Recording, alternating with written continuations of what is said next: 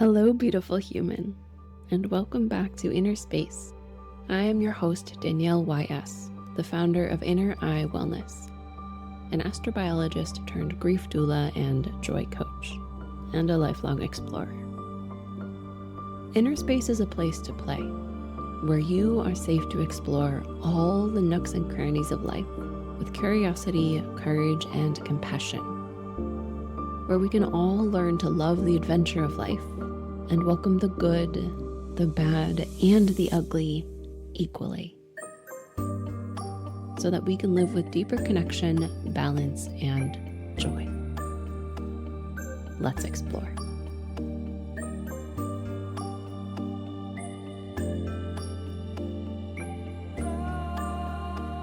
So last month at Inner Eye Wellness, January, our theme was planting seeds. We talked about how what may feel like dark and destructive forces in our lives can actually be embraced as seeds of transformation and agents of change in some of January's episodes.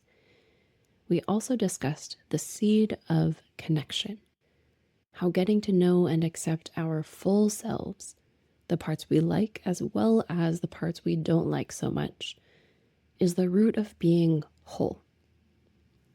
And this month at Inner Eye Wellness, February, our theme is loving yourself, unsurprisingly.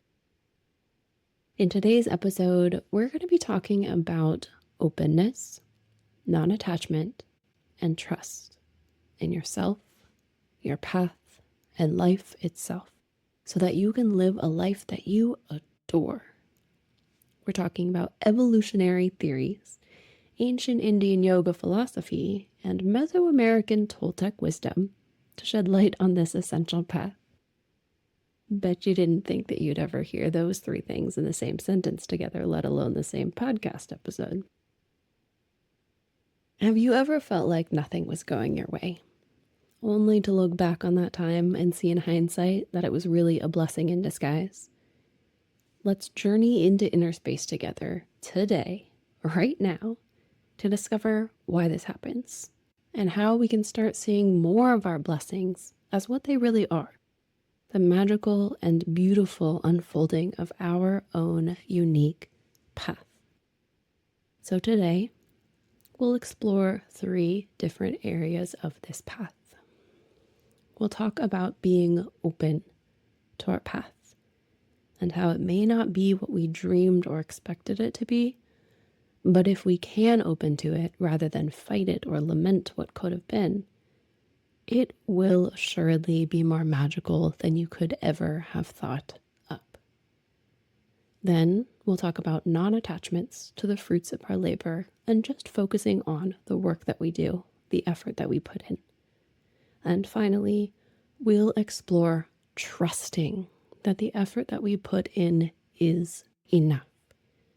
That if we simply just do our best, life will meet our effort in magical ways.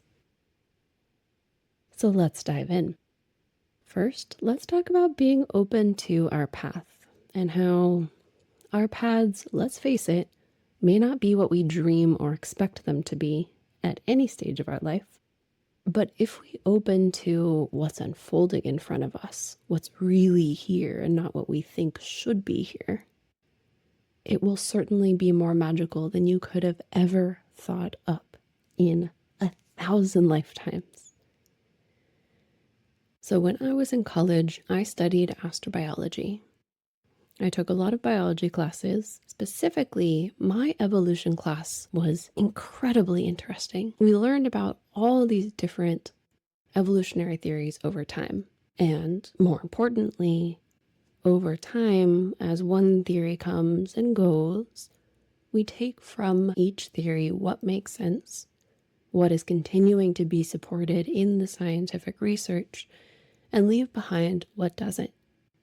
As humans who are ever evolving as a species, as well as in our understanding of the world, we build on top of what came before us. So one of the theories that really stuck with me is the Lamarckian theory of evolution. In 1809, biologist Jean-Baptiste Lamarck published his Philosophie zoologique, which described a two-part mechanism by which change was gradually introduced into the species and passed down through generations. I like to call it the evolutionary theory of striving, and the classic example is the example of a giraffe. According to Lamarck's theory, a given giraffe could, over a lifetime of striving to reach higher branches, develop an elongated neck. Now, a major downfall of this theory was that he couldn't explain how this could happen. No mechanism, no deeper understanding besides this idea of striving for higher and higher branches and using the neck and therefore elongating the neck. But he discussed a quote-unquote natural tendency towards perfection. Now, this idea that life has a natural tendency towards perfection has its foundations in the idea that there is a direction to go in order to reach perfection, when really that's not the case at all. There are genetic mutations in all living organisms, in all genes, in all DNA. The mutations that afford better survival in their environment stick. The ones that don't continue to mutate and change. These mutations have no direction. They're just disorder. They're just change. There's no direction. There's no end goal. There's just change. Now, part of Lamarck's theory lived on beyond his time. And that's the part of thinking that over time, there is constant, consistent change. And these are the building blocks of evolution. Now this gets picked up and continued on with Darwin's evolutionary theory. The Galapagos finches are probably one of the most well-known examples of evolution and will forever be linked to Charles Darwin's voyage and his theory of natural selection. The Galapagos finches are finches that live on the Galapagos Islands that have different beak sizes, different beak qualities. They live on different parts of the islands as well as different islands, and each of these locations has different food sources.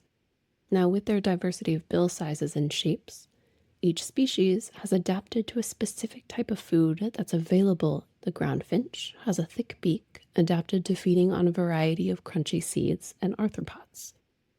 The warbler finch, in contrast, developed a slender, pointy bill to catch insects hiding between the foliage. The woodpecker finch even uses twigs or cactus pines to pry arthropods out of tree holes. Each finch has their own set of utensils that are super different from each other in order to catch and eat the food that they have available. It's like a spoon versus a fork versus a nutcracker versus chopsticks. The Galapagos finches are seen as a classic example of the rapid evolution of ecologically different species from a common ancestor. So the idea is a finch made its way down to the Galapagos Islands, and over time, different sets of finches made their way to different parts of the islands and different islands themselves. Because each of them had different food sources, over time, they started to change and adapt to the food sources. Looking at these kinds of evolutionary adaptations in hindsight, it seems obvious that the ground finch would end up with a beak that is thick and tough for shells. It seems obvious that the warbler finch would have a slender, pointy beak. But the key word here is hindsight. And what we don't see when we look at evolution are all the thousands and millions of other literally microscopic changes that took place that either, one, weren't advantageous and thus didn't last long enough in their DNA to be seen or studied, or two, were building blocks that accumulated over generation after generation that eventually brought about change in what we humans love to label as a particular direction, but which is really just moving towards life. And look what all of these changes in all sorts of directions that eventually started to build upon one another when life found that it worked. Look how magical it became. Life literally began as primordial goop in our oceans. And now look at it. Now look at all the species that are here on this earth. Now look at all the beauty, the colors, the movement, the diversity that's here on earth alone.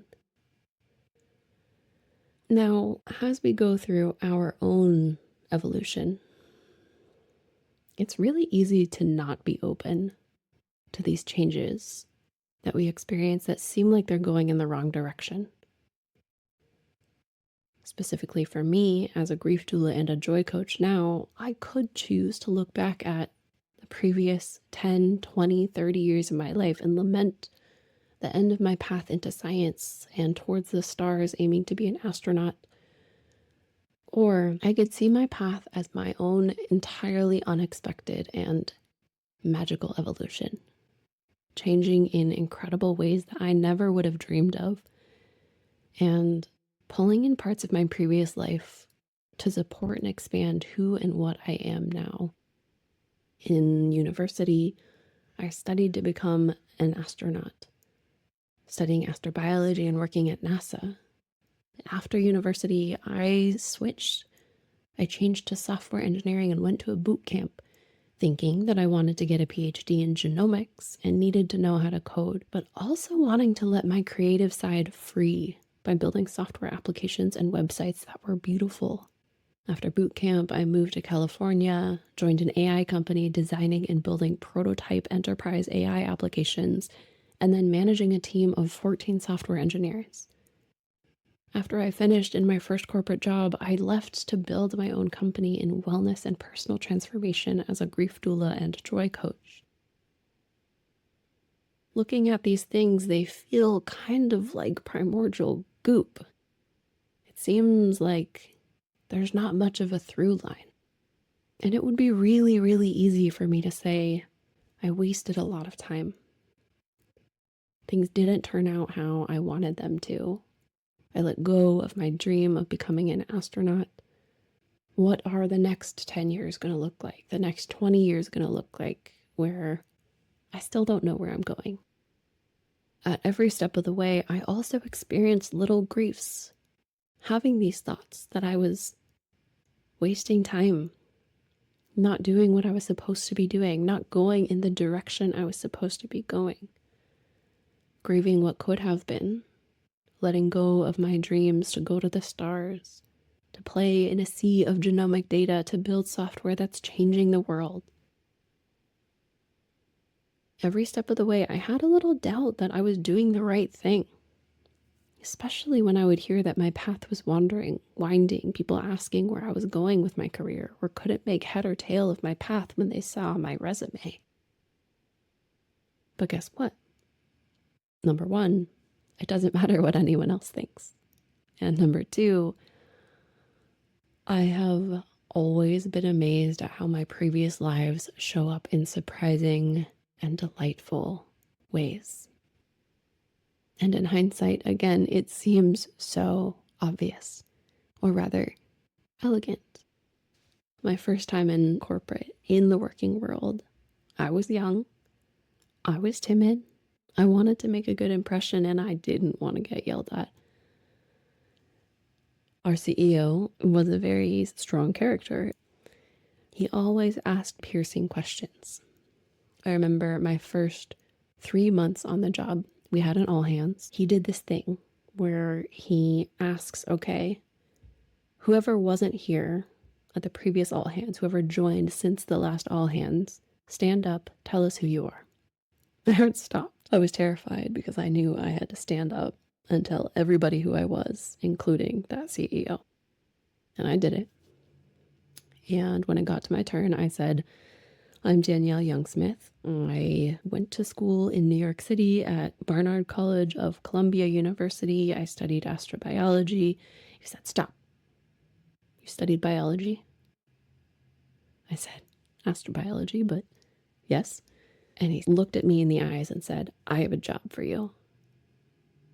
Again, my heart stopped. I had no idea what this job was. I was terrified, but I said, okay, went along with it.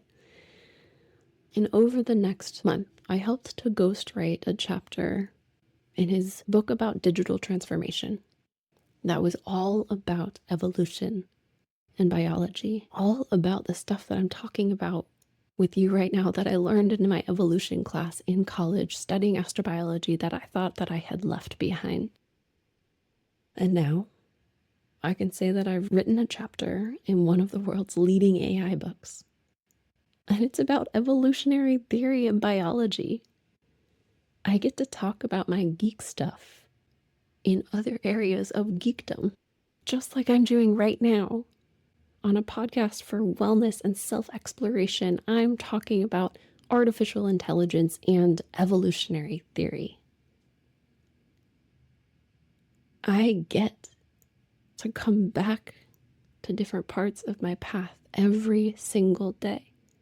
You get to come back to different parts of your path every single day. If you can be open to the path that you're on. But if we close off to the path that we're on, always looking back with guilt, with shame, feeling like we're not doing enough, feeling like we gave up on our dreams, when are we ever going to be able to say, I'll take on that project about another part of my life? When are we ever going to be able to talk to our listeners about A, X, and D that seem totally unrelated to each other, but in our own experiences are completely related and intimately linked with each other, like evolution, yogic theory, and Mesoamerican Toltec wisdom, like today. Everything in life and in our world is here because of what we have already been through, what worked and what didn't work. Lamarckian theory is an example of this in itself. Parts were wrong, definitely wrong, and parts were right. And the stuff that was right, that change occurs slowly and constantly over time, added to the foundation for future discoveries. Even the parts that were wrong, the things that we learn are not accurate, are also helping us move forward. Thomas Edison said, I have not failed. I've just found 10,000 ways that won't work. So now that we've talked about being open to our paths, even and especially when our paths don't look like we thought they would look, now let's talk about non-attachment to the fruits of our labor. In an ancient Indian text, the Bhagavad Gita, chapter 2, verse 47, it says, you have the right to work, but never to the fruit of work. You should never engage in action for the sake of reward, nor should you long for inaction. This verse tells us a lot about the science of work. That what's the most important thing is that we do our duty, we do our work, but we don't concern ourselves with the results because we don't have control over the outcome of our efforts. There are so many factors that go into an action and a reaction, which is what a result really is. And we don't have control over these things. Factors like our own efforts, the flow of energy in the universe and karma, the efforts of others, the cumulative karmas of other people involved, the place and the situation, the day, the time, a matter of luck, how you're feeling, whether you got a good night's sleep, whether the other people got a good night's sleep. I could go on and on. That's why it's so important for us to never chase after preconceived motives that are attached to our actions, or consider ourselves to be the cause of the results of our actions. When we're looking towards results, chasing after results, we become anxious for them. We begin to experience anxiety whenever the results are not according to our expectations. And what happens when we become anxious for those results and for what we expect the results to be is that we miss all of the gifts that the universe has to offer us. that are different than what we imagined. We miss all the gifts of new paths opening up for us. We miss that moment when your CEO says, I have a job for you to do. We miss it all because we're so focused on a single outcome that may or may not ever come through. This verse of the Bhagavad Gita advises us to give up concern for the results and instead focus solely on doing a good job. And the fact is that when we are unconcerned about the results, we're able to focus entirely on our efforts, the quality of our effort, the love that we put into our efforts, the devotion, the attention, the care. And what happens when we do that is that our result is even better than before. Consider the acronym NATO, or not attached to outcome, somewhat ironically. Let's apply NATO to a simple everyday activity like going for a walk or a run. Usually, when people do these activities, it's for a particular goal: to exercise, walk the dog, get off the computer, be healthy, whatever that means, or so many more. They're engrossed in the fruits of the activity, not the activity itself. But what if we could move our attention to simply moving our feet, breathing deep, getting the body going to the best of our ability?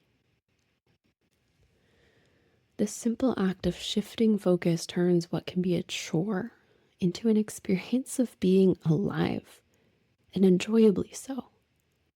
The most enjoyable walk or run that we've ever had. And with our complete focus on each step, each breath, each bead of sweat, we're likely to elevate our experience, feel stronger, more energized, freer than ever before. Now, a lot of people, when they hear to be not attached to outcome, will say, but that just means that we're never getting anything done. No, it doesn't mean that we never get outcome. It just means that we are not attached to what the outcome is or whether it actually comes. An important piece of NATO is that we are open to outcome, but not attached to outcome. Because when we're open to outcome, we can start to see those new paths opening up for us that we have never dreamed about before. We can see those new paths that are even better than our dreams. But we're not attached to getting any of those new paths. We're not even attached to the single path of expected outcome. I'd like to share a Chinese proverb with you that really illustrates this point. Once upon a time, there was an old farmer who had worked his crops for many years. One day, his horse ran away. Upon hearing the news, his neighbors came to visit. Such bad luck, they said sympathetically. You must be so sad. We'll see, the farmer replied.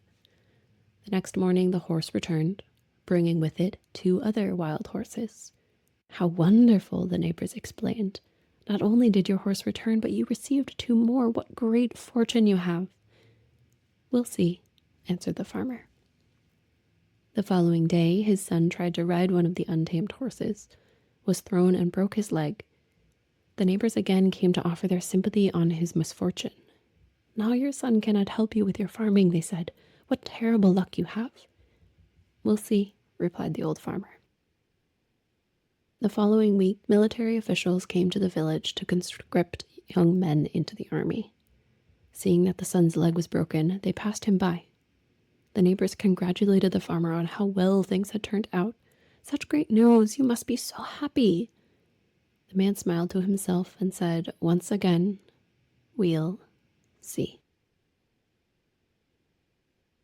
When we can do our work with all of our attention and ability and just see, we are open to all the opportunities of life. And life becomes magical. Life becomes mysterious. Life becomes a journey that we get to enjoy and learn from. But when we are not open to just seeing, we get thrown about by life. Just like the farmer's neighbors, highs and lows and lows and highs, back and forth whiplash, expecting life to be one way or another, expecting an outcome of a situation to be good or bad, positive, negative, desired or undesired. So the first step in loving ourselves is being open to our paths. And the second step is letting go of attachment to the fruits of our labor, thus allowing us to be even more open to our paths. Thirdly is trust. Always doing our best in life and trusting that life will meet your effort in magical and beautiful ways. There's a book called The Four Agreements by Don Miguel Ruiz. It talks about how everything we do is based on agreements that we've made. Agreements with ourselves, with other people, with the universe, and with life. But the most important agreements are the ones that we make with ourselves. And this book goes through 4 different agreements that are the most important ones that we make with ourselves. The book is founded in Toltec and shamanic wisdom from Mesoamerica during the time of the 10th to the 12th centuries AD. It's rich with a life of connection with ourselves and with the world around us. Not something that you often find in our world of connectivity and disconnection. Now, trusting that our paths are unfolding in front of us in magical ways, again goes back to openness. But it goes a couple layers deeper. Trusting that the path is being laid in front of your feet in ways that are exactly what you need. In the 4 agreements, the 4th agreement is always do your best.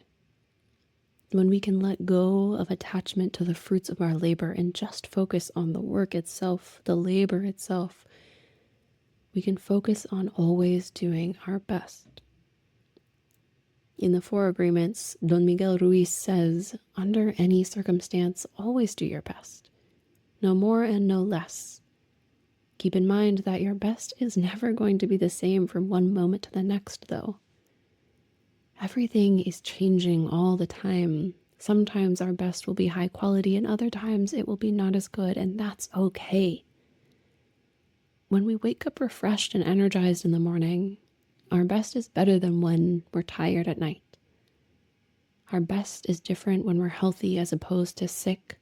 Our best will depend on whether we're feeling wonderful and happy or upset, angry, or jealous. And that's okay. Our best is our best in this moment and this moment only.